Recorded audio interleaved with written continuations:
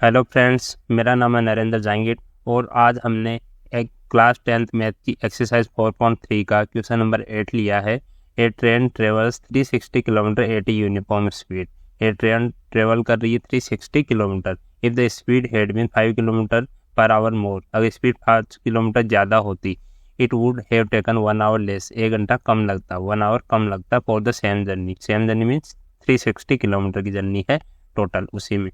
तो बोल रहा है कि find the speed of the train find out करनी है हमें। तो इसके लिए हम क्या करेंगे, सबसे पहले स्पीड मान लेंगे कि जो नॉर्मल स्पीड है ट्रेन की, let speed of the train is equal to कुछ मान लीजिए, जैसे हमने मान लिया कि यू किलोमीटर पर आवर है। स्पीड का यूनिट हमें पता है कि यू किलोमीटर पर आवर के हिसाब से हम मान लेते हैं। अब यहाँ देखते हैं कि मान लो ये दो डेस्टिनेशन है, एक डेस्टिनेशन ए से जा रही है दूसरे डेस्टिनेशन पे। तो क्या होता है, जैसे ये 360 किलोमीटर की टोटल डिस्टेंस है, ठीक है। तो अगर यू स्पीड से कोई ट्रेन जा रही है इधर, ठीक है, तो कितना टाइम लेगी। तो distance travel by train, distance दे रखी है 360 किलोमीटर है। तो time taken by train at speed, speed कितनी मानी हमने, यू किलोमीटर पर आवर, इस पर कितना टाइम लगा, ठीक है, उसको मान लिया हमने T1। अब T1 टाइम क्या होता है, टाइम होता है distance upon speed, distance upon speed, ठीक है। तो डिस्टेंस कितना है 360 किलोमीटर और स्पीड कितना माना हमने, u किलोमीटर पर आवर, तो u लिख दिया। अब ये हमारी इक्वेशन नंबर 1 आ गई। अब सिमिलरली दूसरा जो इक्वेशन बनेगा वो इससे बनेगा, if the speed had been 5 kilometre per hour more, अगर स्पीड 5 किलोमीटर पर आवर ज़्यादा है तो हमने मान लिया, यहाँ लिख दिया, if speed is 5 kilometre per hour more है, then speed will be, then speed कितनी हो जाएगी, पहले कितनी थी u किलोमीटर पर आवर, अब कितनी हो गई 5 किलोमीटर पर आवर मोर हो गई, तो u प्लस 5 ये हो गया किलोमीटर पर आवर में, ठीक, इतनी स्पीड हो गई। अब बोल रहा है कि सेम जर्नी, तो डिस्टेंस तो सेम है, डिस्टेंस तो 360 किलोमीटर पर आवर ही है, सॉरी 360 किलोमीटर है। अब हमने क्या माना, ये डिस्टेंस तो सेम है 360 किलोमीटर और स्पीड हमारी होगी u प्लस 5, ठीक है।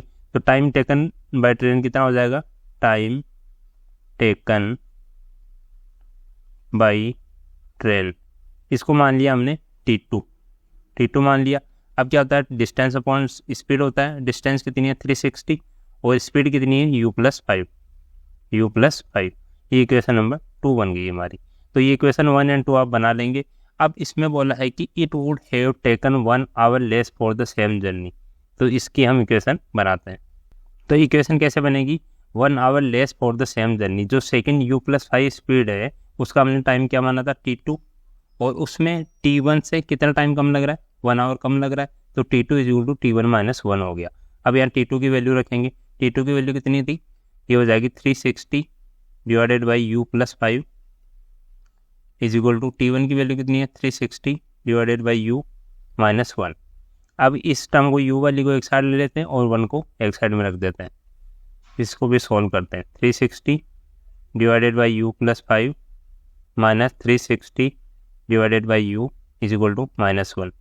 एलसीएम लेते हैं, u प्लस 5, यहाँ कितना आ जाएगा 360 और u इंटू यू प्लस 5 को u प्लस 5 से डिवाइड करेंगे तो u आएगा, u को 360 से मल्टीप्लाई कर देंगे तो 360 u आ जाएगा, माइनस सिमिलरली यहाँ भी कर देंगे डिवाइड, u प्लस 5 आएगा, इसको इससे मल्टीप्लाई करेंगे 360 u प्लस 5, ठीक है, इज इक्वल टू माइनस 1 आया।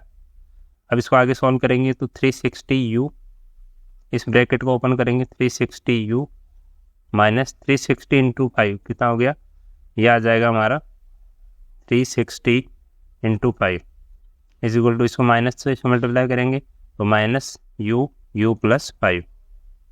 अब यहाँ देखते हैं 360 u माइनस 360 u, ये तो कैंसिल आउट हो जाएगा और माइनस 360 इंटू 5 कितना हो जाएगा, माइनस 1800 हो जाएगा, इज इक्वल टू, इसको ओपन करेंगे minus u square minus 5u।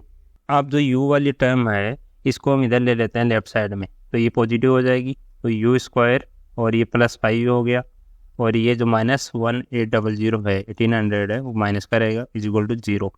अब ये हमारी ये क्या बन गई, ये क्वाड्रेटिक इक्वेशन बन गई, क्योंकि इसमें पावर कितनी है 2 है, तो क्या लिखेंगे यहाँ, this is a this is a quadratic equation. So using कोई भी मेथड आप यूज में ले सकते हैं, ठीक है। कौन सा मेथड यूज में लेते हैं? जैसे फैक्टराइजेशन मेथड यूज में लेते हैं इसमें, यूजिंग फैक्टराइजेशन मेथड, ठीक है।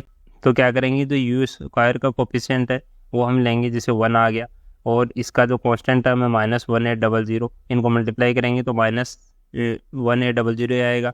अब इसके फैक्टर्स ऐसे करने हैं +5u के कि इनका जोड़ने पे, मतलब जो फैक्टर्स है उनको ऐड करने पे तो आ रहा है +5u, और मल्टीप्लाई करने पे आए -1800। तो ऐसे फैक्टर्स हम कर लेते हैं।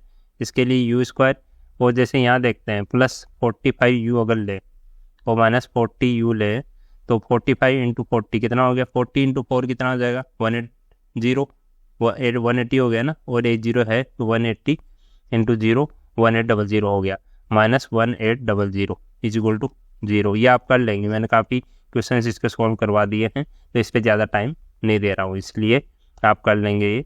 अब इसमें कॉमन लेते हैं, u कॉमन आया तो u + 45 बचा, ठीक है। माइनस या 40 कॉमन लिया अगर तो u, और माइनस कॉमन ले लिया तो प्लस हो जाएगा, यहाँ +45 = 0। तो u + 45 कॉमन आ रहा है दोनों में, u + 45, और यहाँ u - 40 बच गया = 0। अब क्या करेंगे, दोनों को इक्वल टू 0 रखेंगे, u + 45 = 0 एंड u - 40 = 0। तो यहाँ आ रहा है u = -45 and u = 40।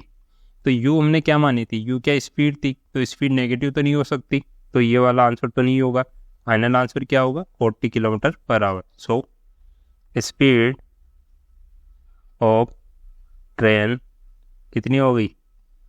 u = 40 km/h। ये हमारा फाइनल आंसर हो गया। तो इस टाइप से ऐसे क्वेश्चंस को सॉल्व करके दिखा देंगे, काफ़ी इजी क्वेश्चंस है, सिर्फ आपको ये इक्वेशन कैसे बन रही है वो आपको ध्यान रखना है, ठीक है। Thank you.